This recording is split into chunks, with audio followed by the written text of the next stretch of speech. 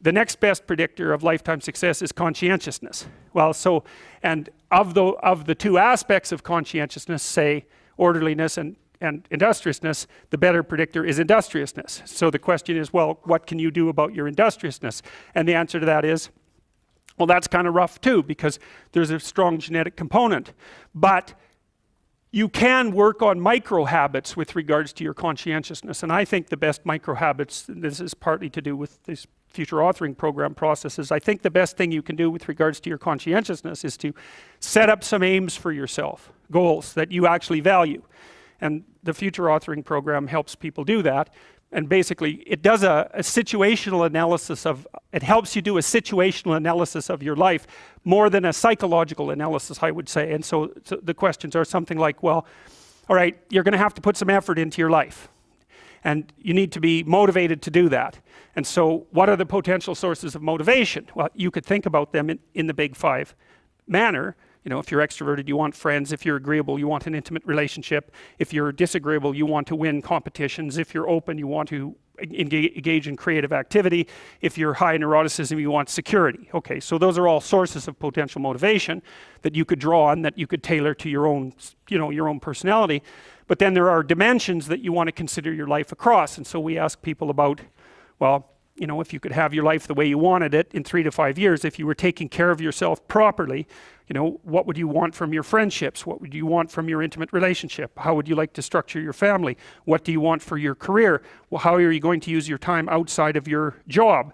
And how are you going to regulate your mental and physical health, and maybe also your drug and alcohol use? Because that's a good place to auger down, because alcoholism, for example, wipes out, 5 to 10% of people. So you want to keep that under control.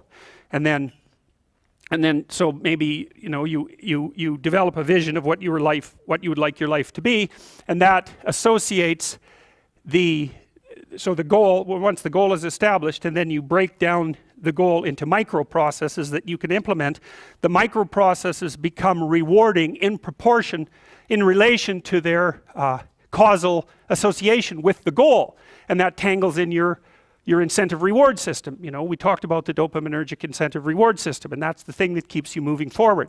And the way it works is that it works better if it produces positive emotion when it can see you moving towards a valued goal. Okay, well, what's the implication of that?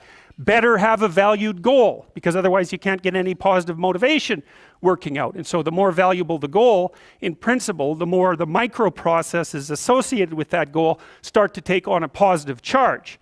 And so what that means is, well, you get up in the morning and you're excited about the day, you're ready to go. And so as far as I can tell, what you do is you specify your long-term ideal. Maybe you also specify a place you want to stay the hell away from, so that you're terrified to fail as well as excited about succeeding, because that's also useful. You specify your goal.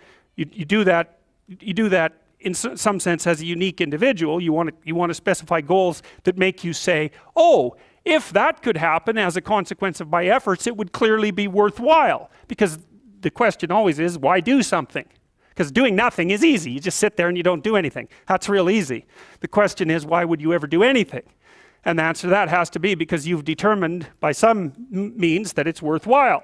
And then the next question might be, well, where should you look for worthwhile things? And one would be, well, you could consult your own temperament. And the other would be, well, you kind of look at what it is that people accrue that's valuable across the lifespan. So you do a structural analysis of the subcomponents of human existence, and I already did that. You need a family, you need friends. Like, you don't need to have all these things, but you better have most of them. Family, friends, career, educational goals, plans for, time outside of work, attention to your mental and physical health, etc.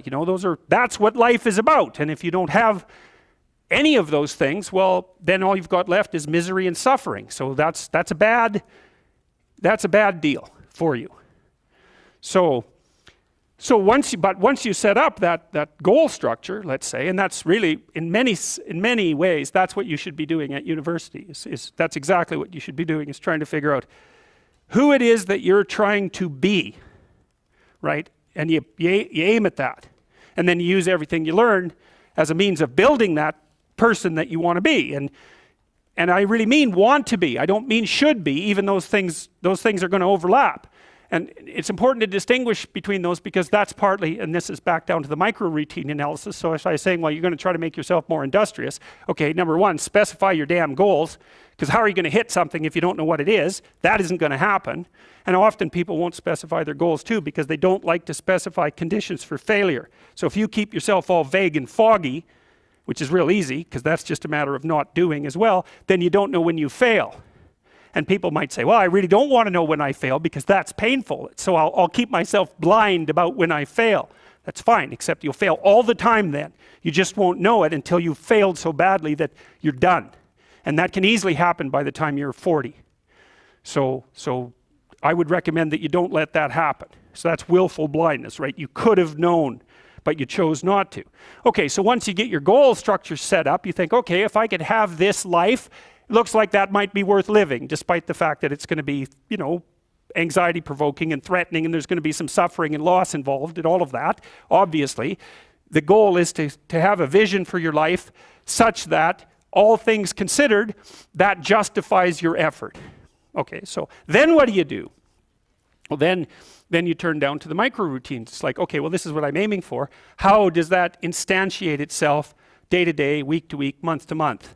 And that's where something like a schedule can be unbelievably useful. Google Calendar. It's like, make a damn schedule and stick to it. Okay, so what's the rule with the schedule? It's not a bloody prison. That's the first thing that people do wrong. They say, well, I don't like to follow a schedule. Well, it's like, well, what kind of schedule are you setting up? Well, I have to do this, then I have to do this, then I have to do this, you know, and then I just go play video games because who wants to do all these things that I have to do? It's like, wrong. Set the damn schedule up so that you have the day you want. That's the trick. It's like, okay, I've got tomorrow. If I was going to set it up so it was the best possible day I could have, practically speaking, what would it look like? Well, then you schedule that. And obviously there's a bit of responsibility that's going to go along with that, because if you have any sense, one of the things that you're going to insist upon is that at the end of the day, you're not in worse shape than you were than at the beginning of the day, right? Because that's a stupid day. If you have a bunch of those in a row, you just dig, you dig yourself a hole and then you bury yourself in it. It's like, sorry, that's just not a good strategy. It's a bad strategy. So maybe 20% of your day has to be responsibility and obligation, or maybe it's more than that, depending on how far behind you are. But even that, you can ask yourself, okay, well, I've got these responsibilities. I have to schedule the damn things in. What's the right ratio of responsibility to reward? And you can ask yourself that just like you'd negotiate with someone who is working for you. It's like, okay, you got to work tomorrow. Okay, so I want you to work tomorrow. And you might say, okay, well, what are you going to do for me that makes it likely that I'll work for you? Well, you could ask yourself that, you know. So maybe you do an hour of responsibility and then you play a video game for 15 minutes. I don't know, whatever turns your crank, man. But, you know, you have to negotiate with yourself and not tyrannize yourself. Like you're negotiating with someone that you care for, that you would like to be productive and have a good life. And that's how you make the schedule. It's like, and then you look at the day and you think, well, if I had that day, that'd be good. Great. You know, and you're useless and horrible, so you'll probably only hit it with about 70% accuracy, but that beats the hell out of 0, right? And if you hit it even with 50% accuracy, another rule is, well, aim for 51% the next week, or 50.5% for God's sake, or because you're going to hit that position where things start to loop back positively and spiral you upward. And so that's one way that you can work on your conscientiousness, is plan a life you'd like to have. And you do that partly by referring to social norms. That's more or less rescuing your father from the belly of the whale. But the other way you do that is by having a little conversation with yourself about, as if you don't really know who you are, because you know what you're like. You won't do what you're told. You won't do what you tell yourself to do. You must have noticed that. It's like you're a bad employee and a worse boss. And both of those work, you know, for you. You don't know what you want to do, and then when you tell yourself what to do, you don't do it anyways. You should fire yourself and find someone else to be. But you know, my point is that you have to understand that you're not your own servant, so to speak. You're someone that you have to negotiate with, and you're someone that you want to present the opportunity of having a good life to. And that's hard for people because they don't like themselves very much. So, you know, they're always like cracking the whip and then procrastinating, and cracking the whip and then procrastinating. And it's like, God, it's so boring. And It's such a pathetic way of spending your time. And you know what that's like because you probably waste like 6 hours a day.